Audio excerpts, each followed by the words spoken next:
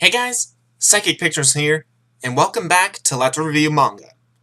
You know, if you want to see fan service done right in an anime or manga, you look at Omomori Himari.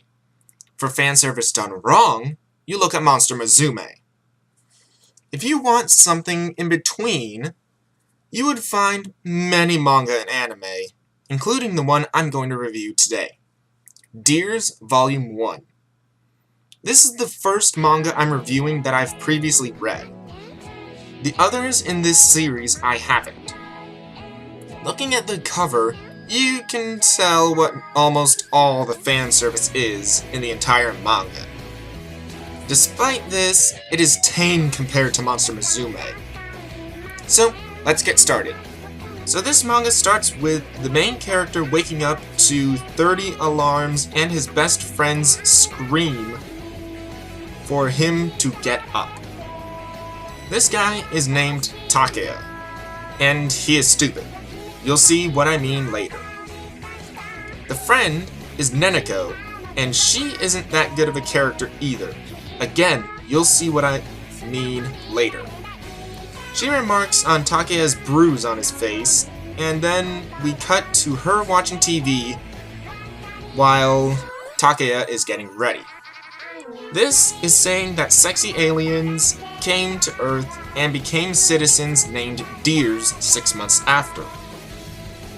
People seem to love the beauty of the DearS, but not Takeya, who changes the channel on Neneko. Now for school, where we have a conversation with Takeya and his friend, and suddenly his friend brings out his computer and shows a site that locates DearS. The friend is head over heels for the DearS, and Takeya says that they may take over the world one day. Also, Takeya apparently lent his friend a porno tape. Great!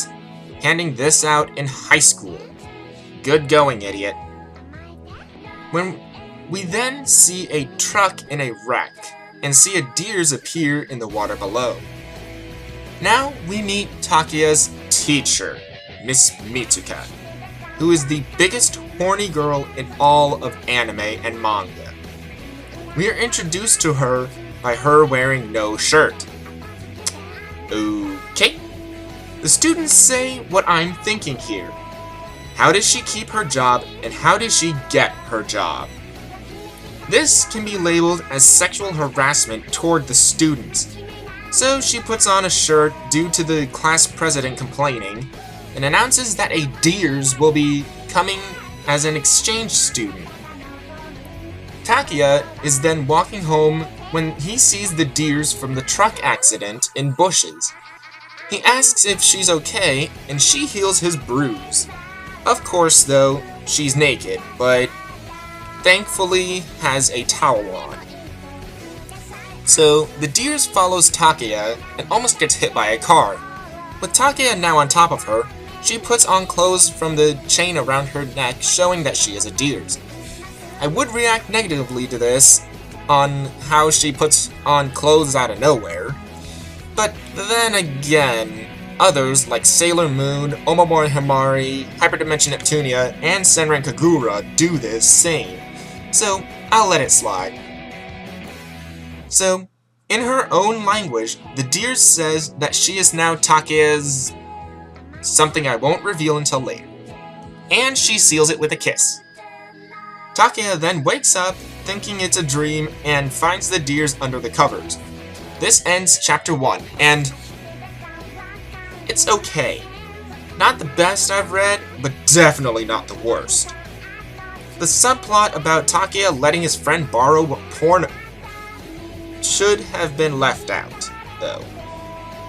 Okay, maybe it establishes that he's a loser in high school and can't get a girlfriend because of it, but still, that point shouldn't be there. Miss Mitsuka is a mess of a character that belongs in Monster Musume. She's just there to be a walking, talking pair of tits, and that's it. True, other anime and manga did this too, like Monster Musume, High School of the Dead, Omomori Himari, and Senran Kagura.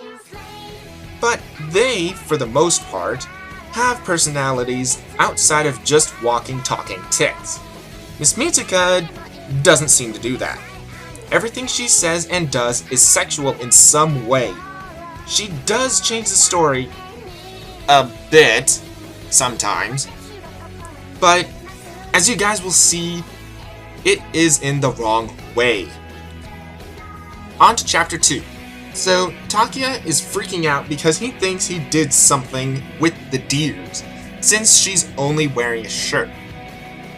One flashback later, and he took her to his apartment after she collapses from hunger, which causes her clothes to vanish.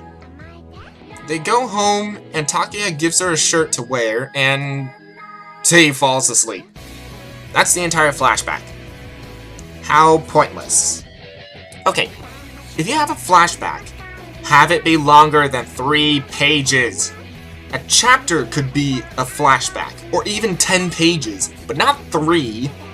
So, Takia puts down a lot of junk food and says, eat up.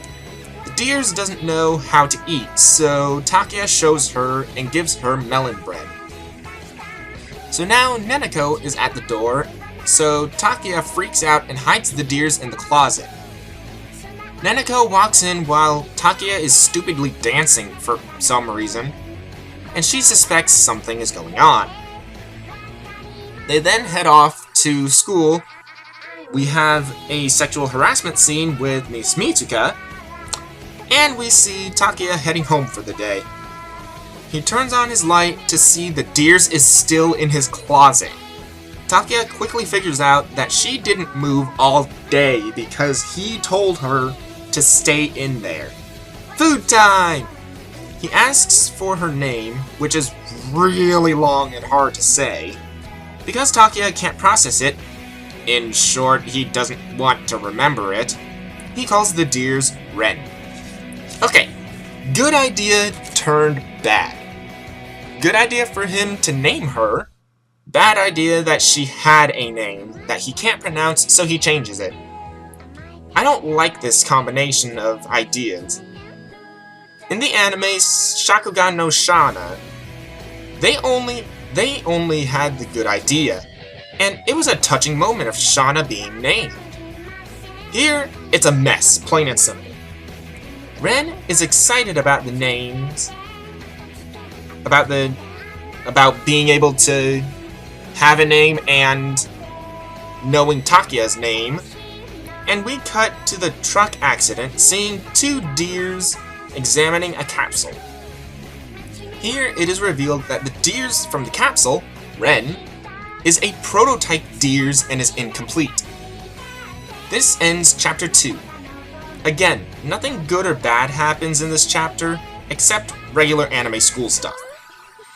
As I said many times before, it's good to just let characters be characters. This is what they did. All except the naming was good enough to keep me interested in the story and what will happen. Time for chapter 3. It starts with Takia having a nightmare of Ren and... Sorry. It starts with Takia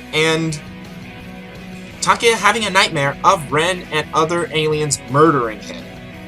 He wakes up with Ren's butt in his face and legs over his neck and screams. He then awkwardly races Neneko to school. After boring school stuff, Takia comes home with Ren now on the floor starving. He offers her melon bread, but she won't move. He tries to help her up, accidentally falls on her, which lifts her shirt up, just as Neneko walks in on them. Neneko thinks they were being dirty and won't let it go, and Ren reveals that she's a DearS by pulling her collar, which puts her clothes on. Neneko is, of course, amazed by this, but the next reaction is just pointless fan service. Neneko grabs Ren's boobs to make sure they are real. This is so bad. Okay, not as bad as Monster Musume, mind you. But come on! This has no point to it other than saying Ren's boobs are real. Neneko then introduces herself and asks questions about Ren, even though Takeya clearly told her that she doesn't speak Japanese. So Neneko demands that Takeya teaches Ren Japanese and walks out. Takeya gives up after 5 seconds though. I also forgot to mention something. What was the point of Takeya hiding Ren if Neneko was going to discover her within the first half of the first manga? Take this out and we wouldn't get most of the awkwardness that the writers think is funny. Okay, back to the manga. So, the two eat dinner that Neneko brought over earlier, and... sorry.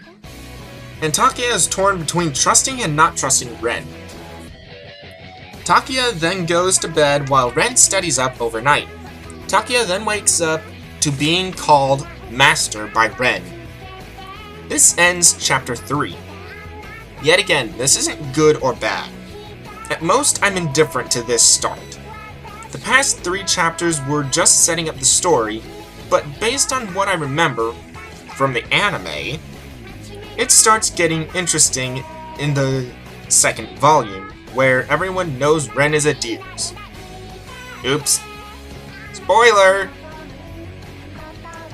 And they think they were clever with hiding her. Nope. Time for Chapter 4. We see that Takeya dressed Ren in a weird outfit to hide her from the crowd at the mall, and now we get a flashback that Neneko pretty much demands that they go shopping for Ren. Yet again, this flashback could have fit at the very beginning of this chapter. Also, it's worth noting that since Ren learned from a dictionary, her wording is a little off. We also see a glimpse of a male DearS riding in a car. I'm sure we'll see him again. Ren also reveals that Takeya is her master, aka Ren is Takeya's slave. If you either opened your mouth in shock or smacked your hand against your forehead, don't worry, I did the same thing at first too. We then cut to the DearS from the car, and he talks about the DearS exchange student with Takeya's principal.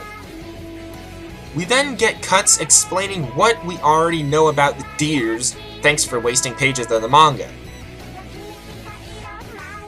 So apparently, Neneko has been paying for Ren's clothes with money that Takeya's mom left to Neneko for Takeya. What a... Not saying that in the reviews. Yet. But still, what a horrible thing to do! Takeya didn't ask for this, and now he is unwillingly paying the price. Literally! Neneko is one of my least favorite anime and manga characters because she pulls stunts like this all the time that makes Takeya suffer because of her decisions. I'm so close to calling her what she is, but I don't like swearing. Next up, they go into an underwear shop. Is this where Monster Musume got the idea? What the heck? Now, Takeya is standing and waiting when his teacher, Miss Mitsuka, shows up in a very small bra and panties. No, I'm dead serious. She also gets the wrong idea that something kinky is happening between Ren and Takeya. I also hate Miss Mitsuka because of her sexual harassment, but I still think Neneko is a worse character. Miss Mitsuka gets this idea because Ren calls Takeya master and is wearing a chain collar. Takeya then tells Ren to get lost while convincing Miss Mitsuka that she misunderstood everything. By this time, Ren is nowhere to be seen. So now Takeya has to go and find her. He thinks about abandoning her, but eventually finds her anyway. She actually says a cute line here, which is it okay if Ren doesn't get lost? This line is a good line. But it kind of gets ruined when Ren sees a cloud that looks like melon bread. So the two go home, and we see the male DearS in the car again. As the chauffeur asks for the DearS' autograph, the DearS replies, so the chauffeur can't hear him, that DearS are nothing more than slaves. This ends chapter 4. Okay, this was an annoying chapter, and it was bad with pointless fan service provided by Miss Mitsuka, mostly. I'm used to the anime and manga style of fan service, but come on, at least try to tell a good story, too. I can't tell if the writers are trying, because just when I think they do, they shove a pointless fan service scene into the mix. And this is mostly from Miss Mitsuka.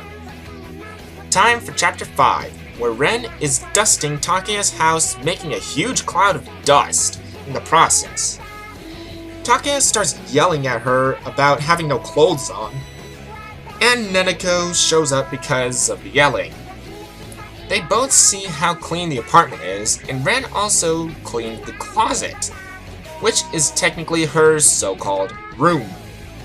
Oh, and everything Ren thought was unsanitary, she just threw out the window. This includes Takeya's clothes and even his bed. Okay, that's kind of funny. Why Ren would do this is beyond me, but it's funny to see this, especially with the yelling downstairs neighbor. After this, Takeya goes to school while Ren is left at home with her new apron. She puts it on and gets out to shop for food goes out to shop for food. While she is out, she smells melon bread and spends her money on that. She also somehow ends up in front of Takeya's school. Ren enters the school, causing a bit of commotion, and she runs into Miss Mitsuka, who takes Ren to Takeya. So this situation gets bad.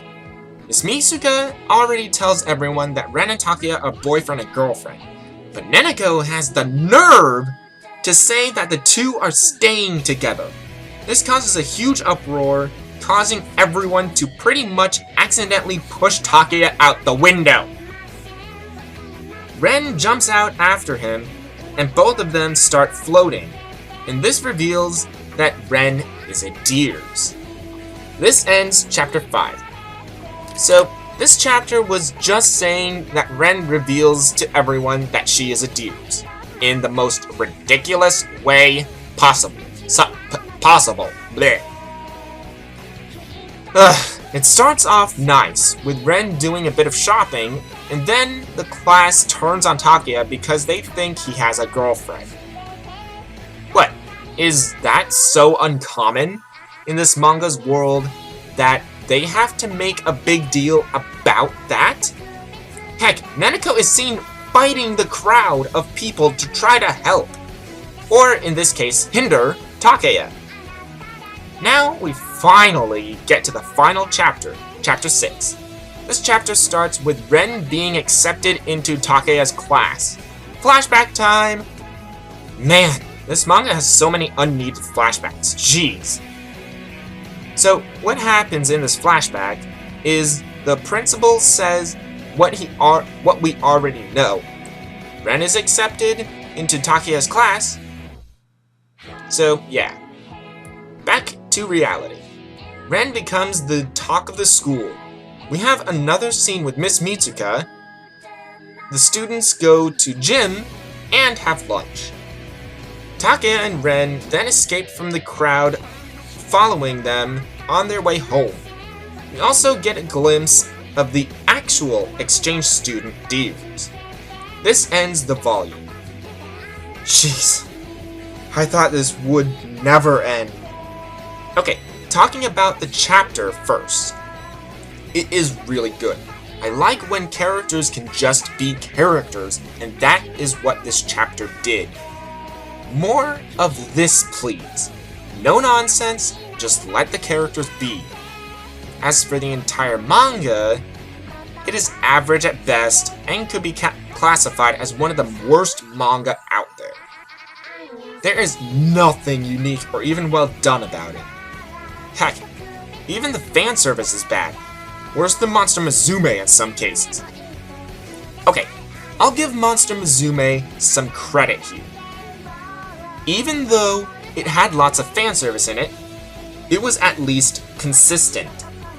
With DearS, however, it just seems like the writers didn't know where to put the fan service, so they just stuck it in a place that doesn't make sense. The characters range from uninteresting, like Ren and Takaya, to some of the worst characters I've ever seen, like Neneko and Miss Mitsuka. Overall, this manga was just there. But I do kind of like it. True, if they do something wrong, they do it really wrong. But they get things right once in a while, and that is enough for me. I grew up on bland characters, and I'm perfectly fine with them. That is what prevents me from saying that this manga is trash.